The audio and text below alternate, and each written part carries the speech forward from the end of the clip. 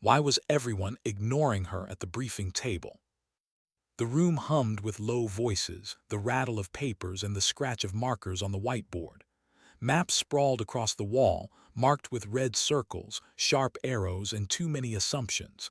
Commanders leaned forward, muttering, their pens tapping, their hands pointing. But not at her. Never at her. She sat 3 chairs down, shoulders straight, chin still, hands folded tight enough to leave faint marks on her palms. Waiting. Listening. Fighting not to let the silence pressed against her ribs feel heavier than the voices around her. Because it wasn't the first time. Someone cleared his throat. Someone else laughed too loud, too sure. Another officer said her name wrong, clipped short like an afterthought, then pivoted to someone else before she could speak. It wasn't anger that burned through her. It was something colder. The ache of being invisible in a room where she had bled to stand. They didn't know what she had carried here, not all of it. And that was the point. On the far side of the table, the operations lead tapped a folder. "Ingress route Bravo 7, he said, decisive. "That's our best option. We drop the team here, push west, and—" She exhaled slowly, too fast, too shallow. They weren't seeing it. None of them were seeing it. Her gaze traced the map, her mind replaying the terrain, the ridgelines, the burned-out villages. She knew this ground better than anyone here because she had walked it, felt the dust sting her eyes, counted the seconds between echoing gunfire. But no one asked her. So she stayed still, waiting, watching, fighting the same question that had haunted her for months. What do they see when they look at me? The clock ticked, a cough, the low static of the projector, time crawling in circles. And then the commander's voice sharp. "Any objections?" Her jaw tightened. She knew what would happen if she spoke. Another wave of silence, another stiff smile, another noted stamped like a dismissal. But if she didn't, if she let it pass, she'd be sending them into a blind corner where men with rifles would already be waiting. She leaned forward, the chair scraping the floor. A few heads turned reluctantly. The air shifted. "Bravo 7 won't work," she said, steady, clear. "The valley narrows, too much cover on the high ground, will be boxed in before the second checkpoint." The room stalled, pens froze mid-scratch, someone shifted in his chair. And then the first cut. "That's not how our intel reads." She didn't flinch. With respect, intel isn't standing in that valley when the sun hits the ridges. Shadows swallow the approach. You'll never see the muzzle flash until it's too late. A pause heavy, a beat too long, the kind of silence that stings worse than words. Finally another officer muttered, "Always the pessimist." A chuckle slipped out, a soft, dismissive laugh. Her throat tightened, her pulse in her ears. They don't listen, they never listen. But she had something they didn't. Something she hadn't told them, not yet. She sat back, her face calm, her voice quiet. The words echoing inside instead of out. "You'll know when it matters. You'll know why I'm still here." The meeting pushed on, voices overlapping, routes debated, deadlines confirmed. And she sat in the eye of the storm, silent fire inside her chest, waiting for the moment when everything they ignored would burn its way into truth. The hangar smelled of metal and dust, engines ticking as they cooled, the hollow clank of boots on concrete. She moved between shadows, her hands brushing along the edge of the fuselage as if the steel skin of the aircraft could ground her thoughts. Her pack was ready, her rifle clean, precise, waiting, her headset tested, tuned. Every ritual done twice, not because she didn't trust the gear, but because she didn't trust the margin for error. Not tonight. Outside, the evening light stretched long across the tarmac, soft gold bleeding into the gray horizon, the kind of beauty that made war feel even more cruel. She stopped, eyes closing for just a moment, letting the silence in, the rare kind that wasn't empty, it was alive, the silence of breath, of waiting, of being one step away from the line. And in that silence, her thoughts went somewhere she didn't let anyone else see. Back home, to a porch with chipped paint and a voice that used to call her name with pride, to a picture frame tucked inside her pack, edges worn from travel, the image inside faded but unbroken, a memory she carried like a shield. "I'll make it matter," she told herself, "even if no one ever says my name right, even if they never see me, I'll make it matter." Boots echoed behind her, a voice, "We roll in 20. She opened her eyes, nodded once, stepped back into the rhythm of the mission. The convoy moved under cover of darkness, engines low, tires grinding against dirt roads scarred by years of weight. Inside the armored transport, the air was thick, men shifting, checking weapons, staring at the floor. One hummed under his breath, a broken tune, off-key but steady. Another rubbed a coin between his fingers over and over until the metal gleamed. Someone muttered about missing dinner. Someone else whispered about missing his daughter's birthday. These weren't just soldiers. They were men waiting for the unknown, each of them holding something small, something fragile, to remind themselves they were more than uniforms. She sat in the corner, her weapon across her lap, her eyes scanning the slits of darkness outside. Not speaking, just breathing, just listening. The hum of the engine, the creak of metal, the quiet prayers no one wanted to admit saying. One of them leaned closer, his voice barely above the growl of the tires. "You don't say much, do you?" She didn't look at him, not unless it matters. He chuckled softly. "Guess that's one way to survive this." She turned, finally meeting his eyes. There was fear there, hidden but not gone. And in that moment she saw something human, something fragile, something that made all the silence worth it. Because maybe they didn't listen. Maybe they doubted. But when the moment came, when the fire rose, she would be the one standing. Not for their approval, not for their praise, but for the promise she had made a long time ago to someone whose voice still lived in her chest. The convoy jolted, a sudden stop, breath caught in throats, the engine idled, silence. Then far off, a single crack, gunfire. Her eyes narrowed, her grip tightened. The night had begun. The first shot was always the quietest. Not in sound, it cracked like a whip, sharp enough to slice through the hum of the convoy's engines, but in meaning. The first shot wasn't chaos. Not yet. It was a question, a warning, a whisper of what was coming. And everyone heard it differently. In the armored transport, shoulders stiffened, hands froze, fingers slid tighter around triggers. Someone swore under his breath. Another man, young, too young, mouthed a prayer he probably hadn't spoken since childhood. She didn't move, not at first. Her eyes stayed fixed on the narrow window slit, scanning the dark ridgelines, the jagged horizon, listening, counting, waiting for the second shot, because there was always a second. The sergeant at the front barked orders. "Stay sharp, eyes on the east slope." His voice carried false confidence, like volume alone could smother the pulse of fear rising in the cabin. The second shot came, closer, a ricochet sparking against metal. Now the question had an answer. The ambush was real. The driver gunned the engine, but the road was a trap of its own. Narrow, winding, one way in, one way out.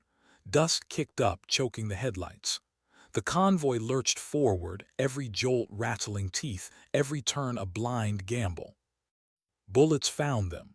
Sharp cracks echoing off the cliffs, streaks of light carving through the night.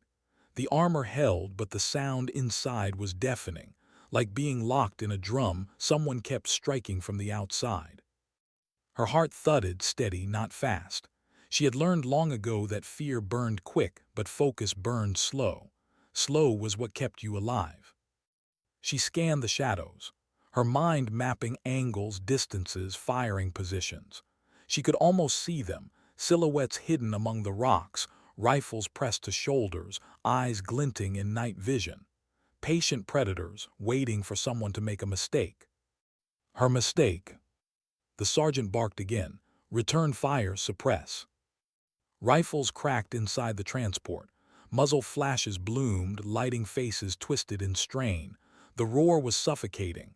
Brass casings clattered across the floor, but she didn't join them. Not yet. She watched. She counted.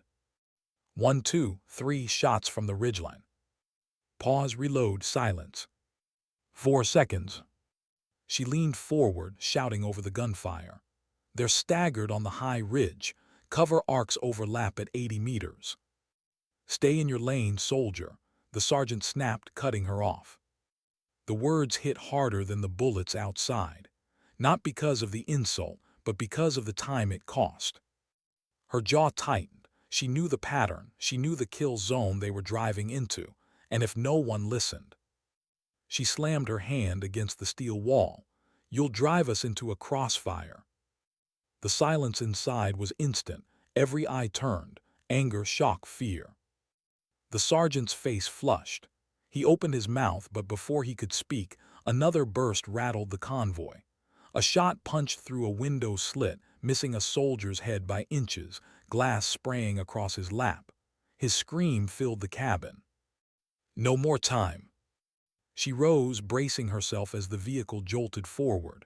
Her voice cut through the chaos, sharp, unshaking. Shift west, there's a dry wash past the bend. Blind side to their scope line. Go now. The driver hesitated, looked to the sergeant, looked back to her. For a moment that stretched thin as wire, no one breathed. Then the sergeant snapped his hand forward. Do it. The transport swerved, tires grinding, the whole cabin throwing left. Men slammed against steel walls. Shouts, curses, fear clashing with the howl of the engine. Outside, bullets sparked and died against rocks as the convoy ducked into the wash. The ridgeline lost its angle. The ambushers fired, but the line of sight was broken. Not safe, not by far, but not slaughter. For the first time that night, the sergeant's eyes flicked to her. A look she couldn't read, resentment maybe, or something else he didn't want to admit. She didn't wait for thanks, didn't expect it. She just sat back down, her pulse steady, her fire alive. Minutes stretched like hours. The firefight thinned, distance growing. The convoy pressed forward, deeper into the dark, engines groaning, men slumped back in exhaustion and relief. But inside her, the storm hadn't passed. Her hands trembled once, just once. A small betrayal her body couldn't hide.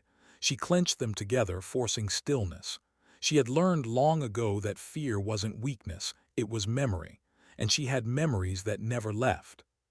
She glanced down at the photo tucked inside her vest pocket, the edges frayed, the image blurred, a smile she hadn't seen in years, a face she still carried into every mission. That was why she stayed silent in briefings, why she endured the dismissal, the doubts, the clipped names, because she wasn't here for them. She was here for the promise she'd made, the one that still lived in that photograph. She touched it once lightly, before slipping it back into place. The convoy finally stopped, engines cooling, ticking in the night, orders passed down the line. Secure the perimeter, rest in shifts. Dawn would be their window to push forward. She stepped out into the night air, the cold cutting through sweat-soaked fabric. The stars were sharp, endless, scattered across the black. She tilted her head back, breathing them in, grounding herself in their silence. Boots crunched on gravel behind her.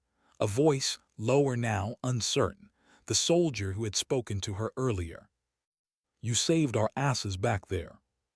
She didn't answer. He shifted, awkward. The sergeant won't say it, but we all know. Her eyes stayed on the stars. Knowing isn't enough. He frowned, then what is?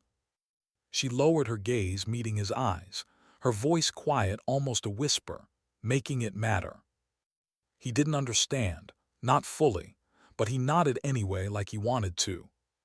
And in the silence that followed, she thought of the valley, the ridges, the men waiting in shadows. She thought of the faces in the convoy, human and fragile, each carrying their small pieces of life into the fire. And she thought of the one face she carried, the one that burned brighter than all the stars above. The one reason she would keep walking into nights like this. The wind shifted, A faint howl through the rocks, distant, almost like a voice. She listened, stilled, because there was something she hadn't told them, not yet. And when the dawn came, when the real test began, they would all understand. Why did dawn feel heavier than the night? The first light stretched across the valley, soft at first, then sharp, painting every rock and ridge in shades of gray and gold. The world looked calm, almost gentle, but calm was a lie here. Calm was just the pause between storms. She crouched on the ridge above the convoy, her rifle steady against her shoulder, scanning the horizon. Breath even, eyes sharp. Every detail mattered. The shape of a shadow, the glint of glass, the shift of a bird startled too suddenly into flight. Behind her, men stirred in the camp, muted voices, the clatter of metal against canteens, a cough, a laugh that died too quick.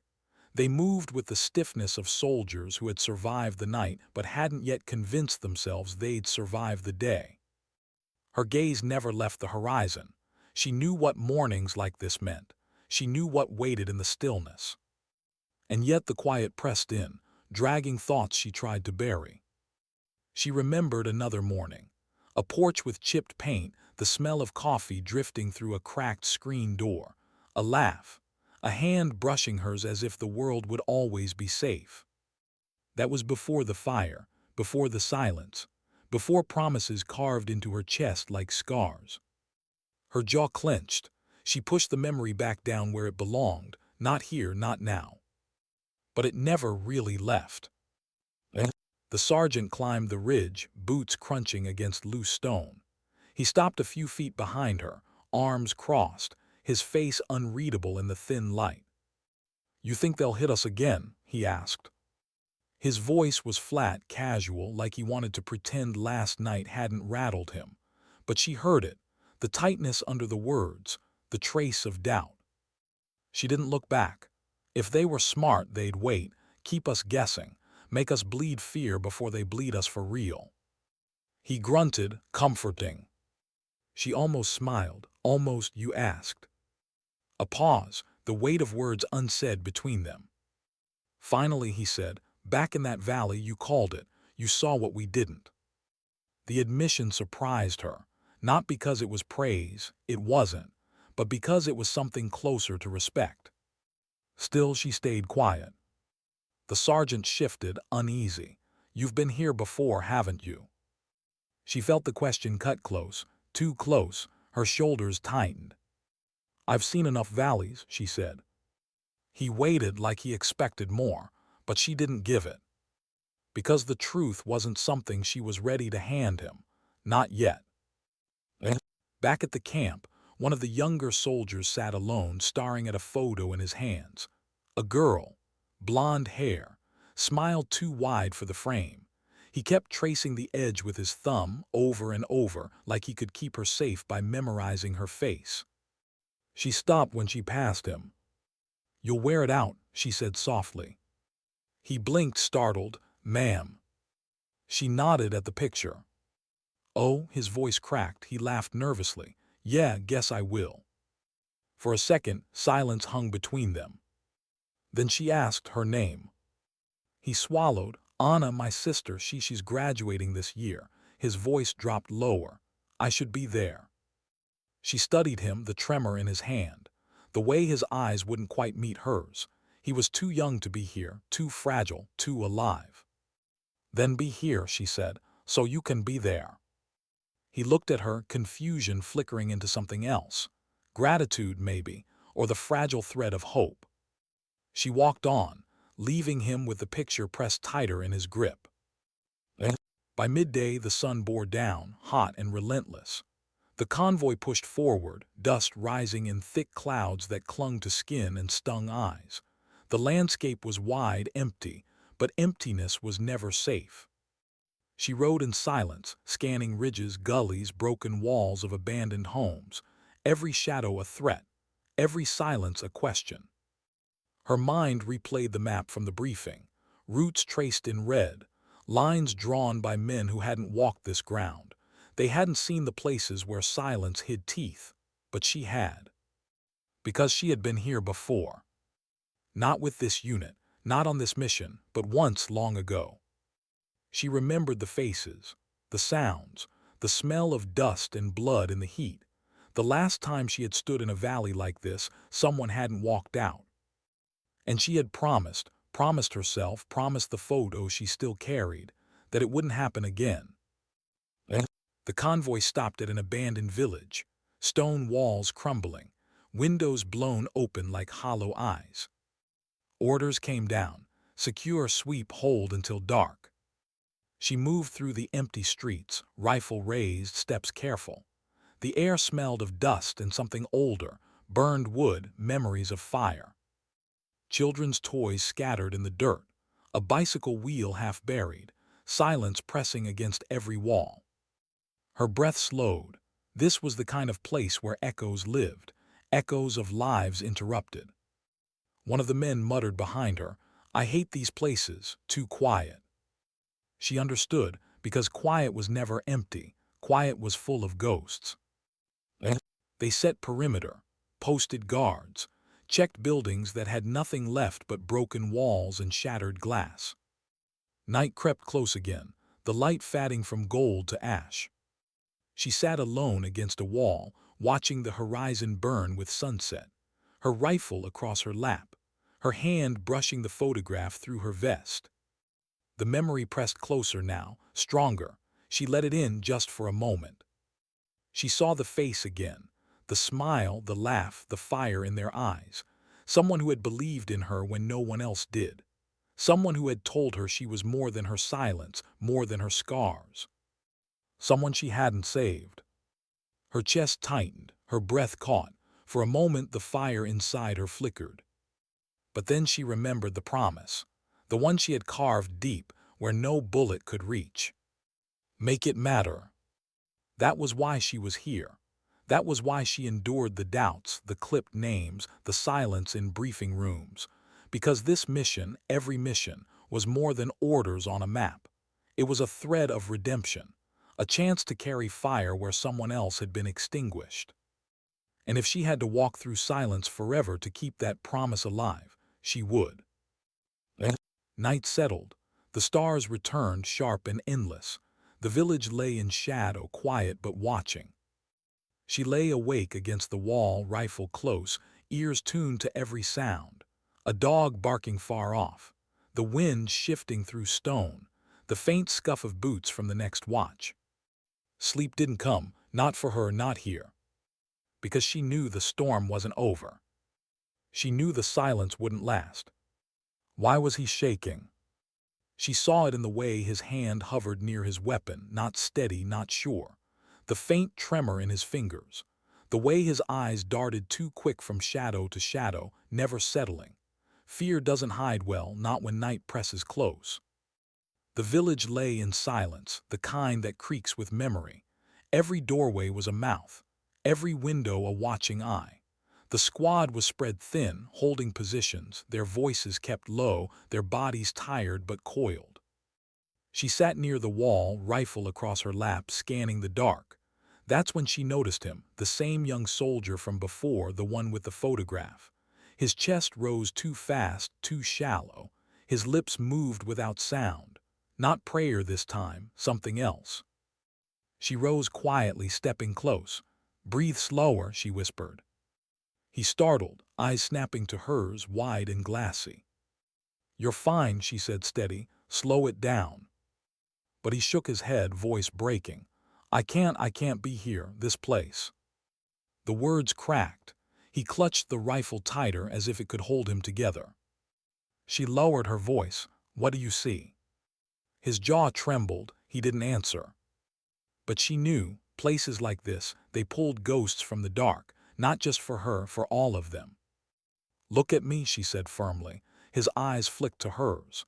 "You're not in that place. You're here, right now, with me. You stay here, you stay alive, you hear me." He swallowed, nodded, too fast, not convincing. She wanted to say more, to tell him about the fire inside her, about the promise she carried, about how fear didn't mean weakness, it meant you remembered what was worth losing. But before she could, a shout cut through the night. Contact. A burst of gunfire shattered the silence. Muzzle flashes flared from the ridge above the village. Bullets sliced the air, sparking against stone. The squad scattered to cover. Orders barked. Weapons cracked back. Her body moved before thought. Rifle up, eyes narrowing, scanning arcs. She picked her angle, sighted, squeezed, one flash silenced. Shifted, sighted, squeezed, another. The young soldier beside her froze. His rifle shook in his hands, barrel drifting with his tremor. His breath hitched, chest heaving. Shoot, someone yelled. Damn it, shoot back. But he couldn't. His finger hovered, his body locked. Her eyes burned into him. Stay with me, she shouted. A shadow moved above. She pivoted, sighted, fired. The figure dropped. Dust exploded where it fell. She grabbed his arm, dragging him against the wall, shielding him from the ridge. Bullets chewed stone inches away. His face was pale, eyes wide, whispering, "I can't do it, I can't." She gritted her teeth, not at him, at the weight pressing on him, on all of them. "You don't have to be perfect," she hissed. "You just have to stay alive." The firefight burned short, sharp. The attackers melted back into the ridges as fast as they came. Silence fell heavy again, smoke curling in the night air, the stench of gunpowder clinging to stone. Men muttered curses. Some laughed too loud, relief tangled with adrenaline. One soldier kicked a stone wall hard enough to bleed. And the young one sat slumped, his rifle across his knees, his breath ragged. The sergeant stormed over, fury sharp in his eyes. "What the hell was that?" He grabbed the young man's vest, yanking him upright. "You froze. You could have gotten us all killed." The boy stammered, voice cracking. I couldn't." The sergeant shook him once hard. "You don't get to freeze, not here." She stepped forward. "Enough." The sergeant turned on her, eyes blazing. "You stay out of this." Her voice cut sharper. "He's still here, that's what matters." The sergeant's jaw clenched. For a moment it seemed he might snap back, but something in her eyes stopped him, something steady, unflinching. He shoved the boy back against the wall. "One more mistake and you're dead weight, remember that." Then he stormed off, muttering. The boy's shoulders shook, his hands trembled, his eyes brimmed with shame. She crouched in front of him, her voice softer now. "You're not dead weight." His voice cracked. "Then what am I?" She hesitated, then said, "You're human, same as the rest of us." He stared at her, eyes wet, searching. "How do you do it? How do you stay calm?" Her breath caught. The answer lived deep, carved into scars no one else could see. "I'm not calm," she whispered. "I just don't let it own me." Later, when the village settled back into uneasy quiet, she sat alone on the edge of a broken wall. The stars stretched endless above. The photo pressed against her chest. Her hands shook now. Not much. Just enough to remind her she was still alive. Just enough to remind her that what she carried wasn't light. She thought of the boy, his fear, his frozen hands, his shame. And she thought of herself years ago in another valley. The first time she froze. The first time her fire almost went out. But someone had been there. Someone had told her she wasn't weak. Someone had reminded her that fear meant you still had something worth holding on to. That someone was gone now, but the fire remained. And she would carry it for both of them. The sergeant approached, his face carved in shadow. He didn't speak at first, just stood there, arms crossed, eyes hard. Finally he said, "He won't last." She didn't look at him. "He'll last if someone believes he can." The sergeant scoffed. "Belief doesn't stop bullets." "No," she said softly, "but it gives you a reason to dodge them." He stared at her, silence stretching. Then he shook his head, muttering as he walked away, "You're different, always have been." She didn't answer, because the truth was heavier than words. She was different, because she had already lost what they still feared losing. And that loss burned inside her, hotter than doubt, brighter than banners. As dawn crept closer again, the squad shifted rest. The boy slept fitfully, murmuring in his dreams. Others slumped against walls, exhaustion finally winning. She stayed awake, rifle close, eyes scanning the ridges. Her fire never slept, because she knew the enemy would come again. And when they did, she would be ready. Dawn was cruel. The first light of morning stretched over the ridges, painting them in pale gold, but it didn't warm. It revealed. Every scar on the walls, every broken tile, every place where bullets had kissed stone. It revealed exhaustion in their faces, shadows under their eyes, the hollow way they moved. She hadn't slept, not because she couldn't, but because she wouldn't. Sleep meant lowering the guard. Sleep meant the fire dimmed, and she had promised herself it never would. The squad was restless, tension coiling tight. The young soldier avoided everyone's eyes, shame still clinging to him. The sergeant barked harder than before, trying to wring steel out of weary bones. The others muttered, not loud but not soft either. Distrust simmered. And she felt it pressing on her. Not the bullets, not the dark, but the doubt. Doubt spreads faster than fire. Doubt eats faster than hunger. The orders came at midday. A scouting patrol. Light quick, check the southern ridge for movement. She knew it before it was spoken. She would be on it. The squad leader rattled off names. Hers, the sergeant's, two others, and the boy. The boy froze, eyes wide. His mouth opened as if to protest, but the sergeant's glare shut it. She saw it in his shoulders, the weight sinking deeper, and she knew this was the test. The patrol set out. Heat pressed down hard, the kind that dries the tongue and burns the skin. Dust rose with every step, clinging to sweat, turning them all into shades of earth. They climbed the southern ridge in silence, rifles ready, eyes scanning. Every shadow stretched long. Every rock looked like movement. The silence wasn't peace. It was a question waiting to be answered. Halfway up, the boy stumbled. His boot slipped against loose stone, sending a clatter down the slope. Everyone froze.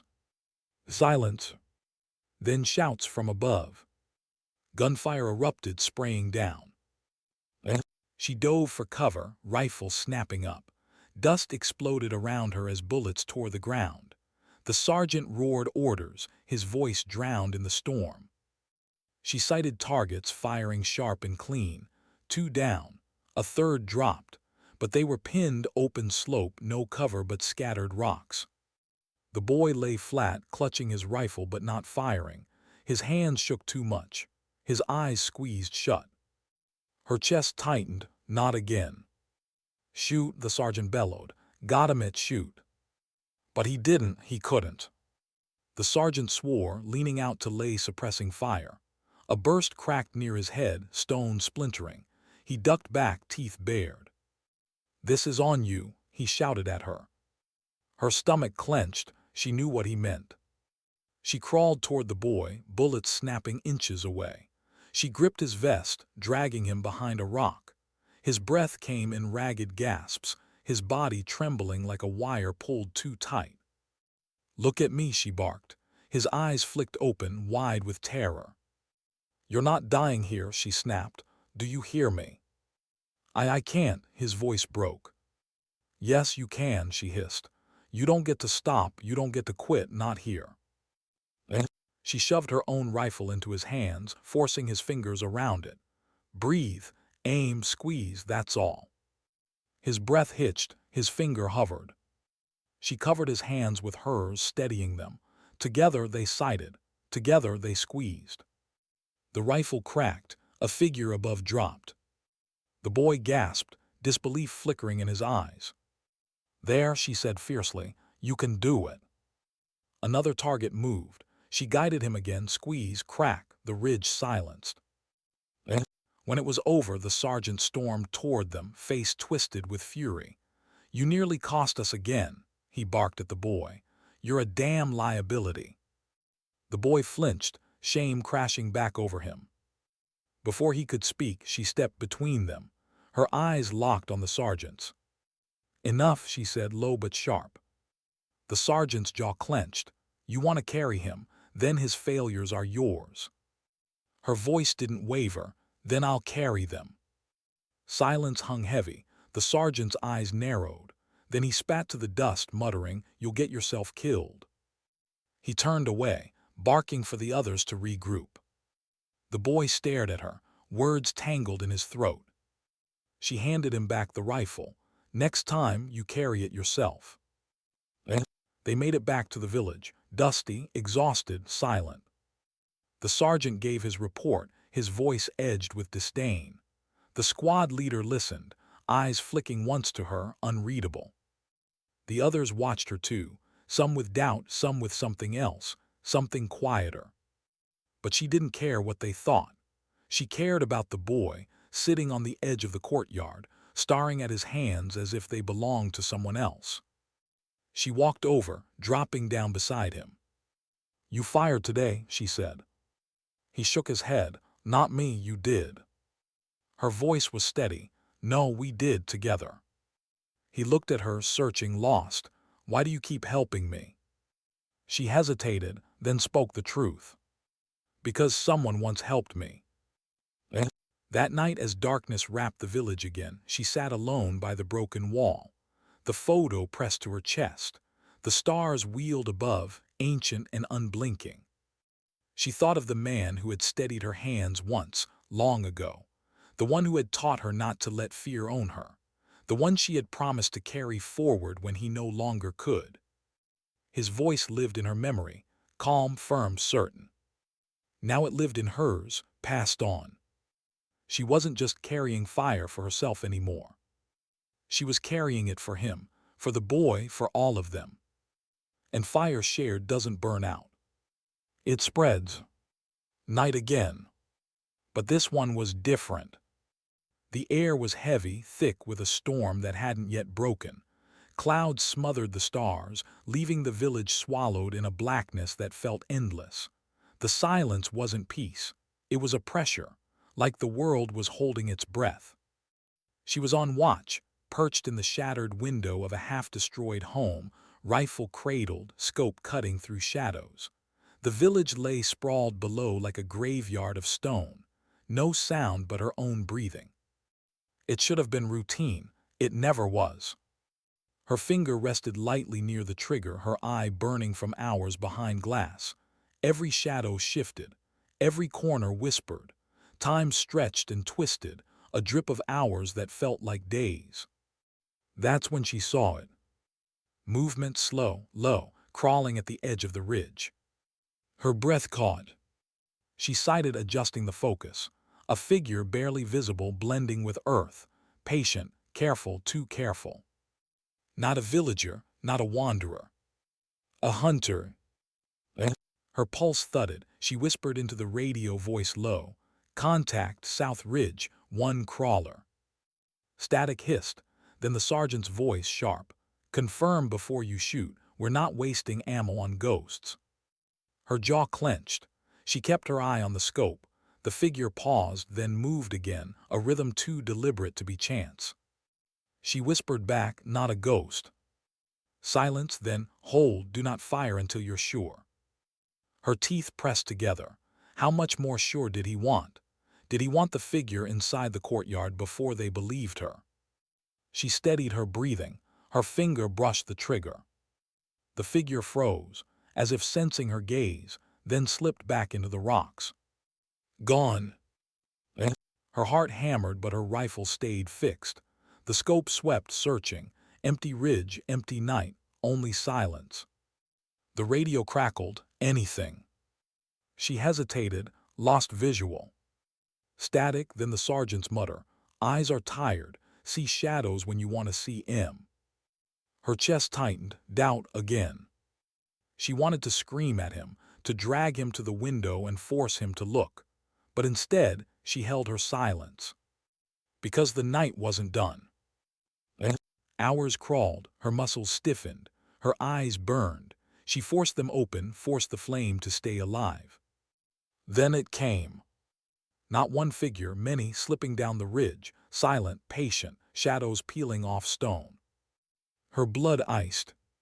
She didn't wait for permission. Movement, multiple, South Ridge approaching.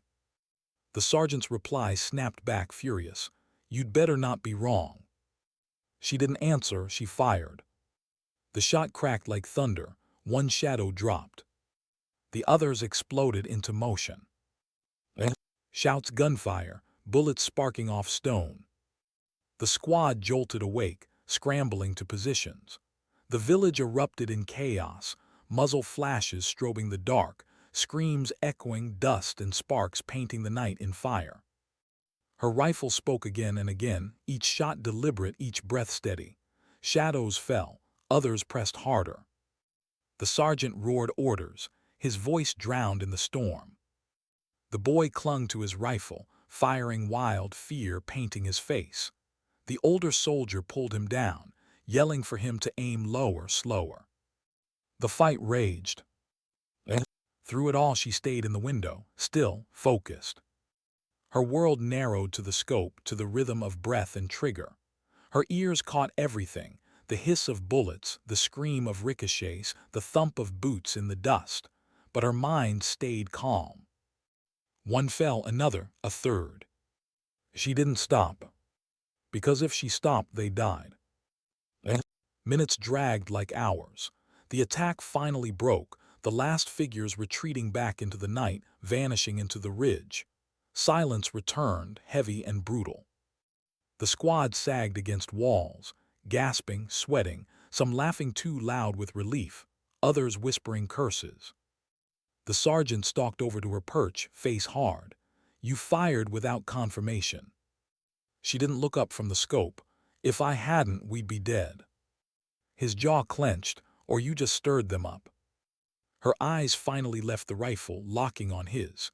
"No, they were coming whether we saw them or not." For a moment, silence. His face shifted, something unspoken hanging there. Then he turned away, muttering, "One day your gamble going to cost us all." She said nothing, because she knew it wasn't a gamble. It was survival. Later, when the fires died down and the wounded were tended, she found herself outside, sitting alone by the broken wall. The boy approached, hesitant. He lowered himself beside her, eyes wide in the moonless dark. "You saw them first," he whispered. She nodded. "No one believed you," he said quietly. Her lips curved in something that wasn't quite a smile. "I didn't need them to." He hesitated, then asked, "How do you do it? How do you stay steady?" Her gaze drifted to the black horizon. The storm still waited there. "You don't," she said softly. "You just hide the tremor long enough for the shot to land." He swallowed. "But aren't you ever afraid?" Her throat tightened. Memories flickered, faces, voices, the firelight of loss. "Yes," she whispered, "every time." Silence stretched between them, heavy, human. Then she added, almost too quiet, "That's why I can't stop." When she returned inside, the squad was quieter. Some avoided her eyes. Some watched her with something else, respect maybe, or fear. But she didn't seek either. She only wanted the stillness, the breath between storms. She lay down, rifle within reach, the weight of the night pressing on her. And before her eyes closed, she thought of the crawler on the ridge, how patient he had been, how silent. And she wondered how many more were waiting for her fire to dim. The storm outside hadn't broken yet, but she knew it would. And when it came, she would be ready. Because she had to be. The storm broke at dawn. Not with thunder, with fire. Mortars screamed out of the ridge, smashing into the village, tearing stone and dust into the air. Walls shook, windows shattered, screams split the morning. The first blast sent her sprawling, ears ringing, mouth full of dirt. Then came another, and another. The courtyard was chaos. Men shouting, women dragging children to shelter, the squad diving for cover. The sergeant bellowed orders no one could hear, his voice drowned by explosions. She staggered to her feet, rifle clutched tight. Smoke boiled through the air, acrid and thick. Through it she saw them, figures moving down from the ridge, fast and determined. The attack had come, Not shadows this time, not whispers, full force. The squad scrambled into positions, returning fire. Bullets snapped past her, ricocheting off stone. She dropped behind a broken wall, sighted and fired. One fell, then another. The boy was near her, eyes wide, firing wild. She shouted at him, voice ragged, "Breathe! Aim!" He nodded, trembling, trying to steady. The sergeant roared from the other side, laying heavy bursts, his face twisted with fury. The enemy pressed closer. Shouts echoed. Grenades arced through the smoke, clattering, exploding, shaking the ground beneath them. The village screamed. She felt it then, the line breaking, the weight pressing. This wasn't a skirmish. This was a push to erase them. Her mind raced. They couldn't hold the walls, not like this. Her eyes swept the village, caught on the old radio set in the command room. Damaged, unreliable, but maybe enough. She grabbed the boy's shoulder. "Cover me." Before he could protest, she broke from cover, sprinting across open ground as dust and bullets tore around her. She dove through the doorway, crashing beside the radio. Static hissed, broken. She twisted dials, smacked the side, prayed. "Command, this is Outpost 3. We are under heavy assault. Immediate support needed." Nothing, only static. She screamed into it, voice raw. "Do you copy? We're surrounded." Silence. Then faint, a voice, cracked, broken by interference. "Hold as long as you can. Support. Delayed." Her throat tightened. Delayed, too late. She slammed her fist against the table, rage flaring. Then she heard it, an explosion closer, shaking the walls. No more waiting. She grabbed the radio, yanked out the map folded beside it. Her eyes traced the ridges, the slope, the lines of attack. She saw it, the bottleneck in the canyon path. If they could draw the attackers there, hold them just long enough, maybe. She ran back outside, map clutched, lungs burning. The sergeant caught sight of her, face twisted with fury. "Where the hell were you?" She shoved the map at him, pointing. "Here. We pull back, funnel them through the canyon. It'll slow them down. We can hold." His eyes blazed. "Retreat, that's your answer. You'll get us slaughtered in the open." Her voice snapped like a whip. "We'll be slaughtered here if we stay." Silence fell, even through the chaos. The squad glanced between them, waiting. The sergeant's jaw clenched, then he spat. "You want this, fine, but their blood's on you." He barked for the squad to move. They pulled back, darting through alleys, covering each other in bursts of fire. The villagers fled deeper into cellars, clutching children, prayers spilling from their lips. She led the squad toward the canyon mouth, bullets chasing them, dust choking their lungs. The canyon loomed ahead, narrow, jagged walls rising like teeth. She dropped behind a boulder, heart pounding. "Set positions. We hold here." The squad fanned out, rifles ready, sweat dripping into their eyes. Then the enemy came. They surged into the canyon, shouts echoing off stone, weapons blazing. She fired, crack, another fell, crack. Dust sprayed as bullets slammed around her. The squad roared back, the boy steady now, breath sharp, eyes fierce. His rifle barked again and again, each shot truer than the last. The sergeant laid down heavy bursts, face grim, jaw locked. The canyon turned into a storm of fire and echoes. Minutes stretched into lifetimes. Bodies littered the rocks. The air stank of cordite and blood. But still they came, wave after wave, shadows pouring into the canyon like a river. Her rifle clicked empty. She slammed in another mag, hands moving on instinct. Her eyes caught movement, high on the ridge above. An enemy with a launcher sighting down at the squad. Her stomach dropped. She snapped the rifle up, aimed, fired, missed. The figure shouldered the launcher. Time slowed. She fired again, crack, the figure dropped. The launcher tumbled, clattering against stone. Explosion ripped the ridge above, showering them in debris. She gasped, ears ringing, heart pounding. Through the haze she saw the boy. He was exposed, too far from cover. He fired anyway, jaw set, face streaked with dirt. Then a burst tore across the canyon. He jerked, staggered, fell. Her breath caught. No. She scrambled toward him, bullets screaming past. She dropped to her knees beside him, hands pressing against the wound. Blood hot, sticky against her palms. His eyes flickered wide, scared. I hit them, did I? Tears burned her eyes. Yes, you did. His lips trembled, a faint smile, then his breath shuddered.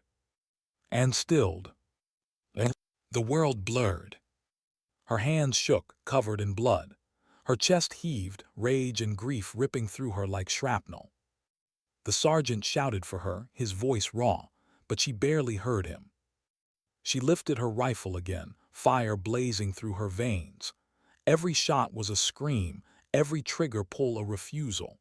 She cut through the canyon, her vision red, her breath ragged. The squad held with her. The sergeant roared, his weapon spitting fury. The canyon filled with fire, dust, and death. And then silence. The last wave broke. The survivors fled back into the ridges, their shouts fading into distance. The canyon was still. Her chest heaved, her hands trembled, her eyes fell back to the boy. He lay still, rifle across his chest, eyes closed. She pressed a hand to his forehead, voice breaking. You carried it, just like I said you would.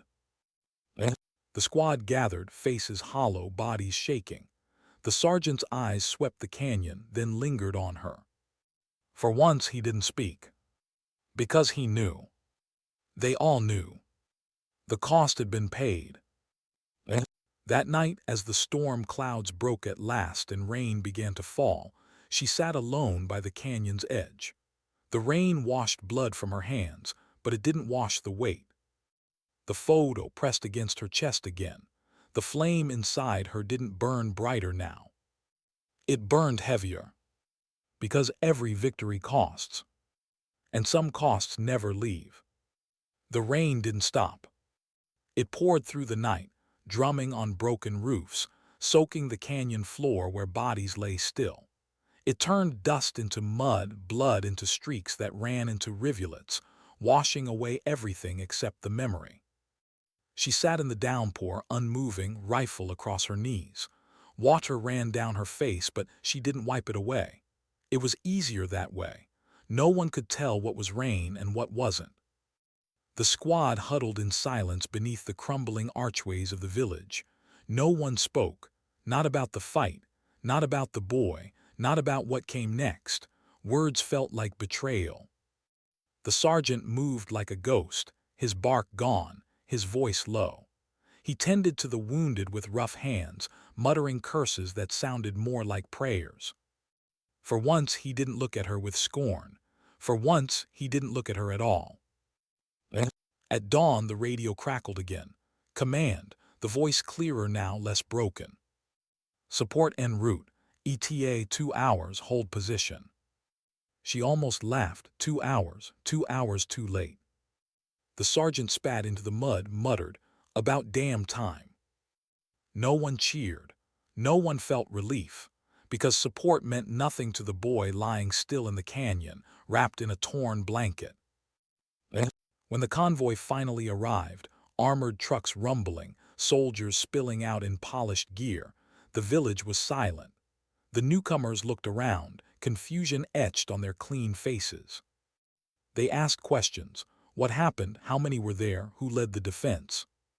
The sergeant answered in clipped tones, his voice hard. He gave them the numbers, the tactics, the terrain. He gave them everything except the truth. He didn't tell them who had seen first, who had fired first, who had steadied trembling hands until they could carry their own weight. He didn't tell them who had carried the squad when doubt threatened to drown it. She didn't correct him, because medals meant nothing to her, not anymore. They loaded the wounded, they loaded the bodies. She walked beside the boy's stretcher, hand resting on the cloth covering his chest. The rain had stopped, but the world still felt washed out, colorless. The truck bed was crowded, but she climbed in anyway, sitting cross-legged beside him as the engine roared. She pressed the photo against her chest, her free hand resting lightly on the boy's shoulder. No one tried to move her. The road stretched long and broken, weaving through ridges that still smelled of smoke. The convoy rattled forward, engines growling, wheels grinding mud. She stared at the horizon, but her mind was elsewhere. She saw faces, the boy, the man who had steadied her once, the ones who had gone before, their flames snuffed too early. And she thought of what it meant, to carry fire, to keep it alive when the world tried to drown it. It wasn't glory, it wasn't banners or victory parades, it wasn't medals pinned to a chest. It was silence, it was weight, it was dignity that spoke without sound. At the base, the others were swept away, debriefings, medics, officers with clipboards. She stayed behind, slipping into the quiet corners no one noticed. She sat on a bench outside the barracks, rifle laid beside her, boots still muddy. The night was clear now, stars sharp against the black. She pulled out the photo, tracing the edges with trembling fingers. Her lips parted but no words came, only breath, only silence. Because some things don't need to be spoken. The sergeant found her there eventually. He stood for a long moment, watching. His shoulders were heavy, his eyes hollow. Finally he sat beside her, the bench creaking. For the first time since she'd known him, his voice was quiet. "You were right." She didn't answer. He exhaled, rough. "I should have seen it, should have listened. You saved us." Her gaze stayed on the stars. "Not all of us." Silence. His jaw worked, words caught. Then softer, "He fought at the end, strong because of you." Her throat tightened. She closed her eyes. The sergeant stood after a while, his boots crunching against gravel. He left without another word. She stayed. Days passed. The squad was reassigned, faces scattering like ashes in the wind. Some never spoke again. Some tried to laugh too loud, as if sound could chase the ghosts away. She carried hers in silence. She took the night watches, the lonely posts, the empty stretches where only the hum of insects and the weight of stars kept her company. She didn't complain. She didn't ask for less. Because silence was where she belonged now. Sometimes, when dawn broke and the world was still, she would take the boy's rifle from the rack. She would clean it slowly, her hands steady, her breath calm. She would whisper, too quiet for anyone else to hear, "You carried it." And for a moment, the flame inside her felt steady again. The war didn't end. It never does, not really. Battles shift, enemies change, maps redraw, but the fire remains. And so did she. Not as a hero, not as a legend, just as a flame that refused to die. One evening, months later, she walked alone to the canyon where it had happened. The rocks were the same, scarred and blackened. The wind whispered through cracks, carrying dust like ghosts. She sat on the edge, legs dangling, rifle across her lap. She let the silence press against her. She thought of the boy, of the man before him, of all the ones who had carried the flame, even when no one believed they could. And she realized something. The fire was never hers alone. It was theirs, shared, passed from trembling hands to steady ones, from one breath to another. That was the truth. She stood brushing dust from her boots. The sun dipped low, setting the sky in fire, orange, red, fatting gold. She looked out across the ridges, the endless horizon. And for once she smiled, not wide, not loud, just enough. Because she knew now. Sometimes dignity doesn't speak. It simply acts. The wind carried the silence. The canyon held the memory. And her flame, doubted once, burned brighter still. Brighter than banners carried in victory's wind.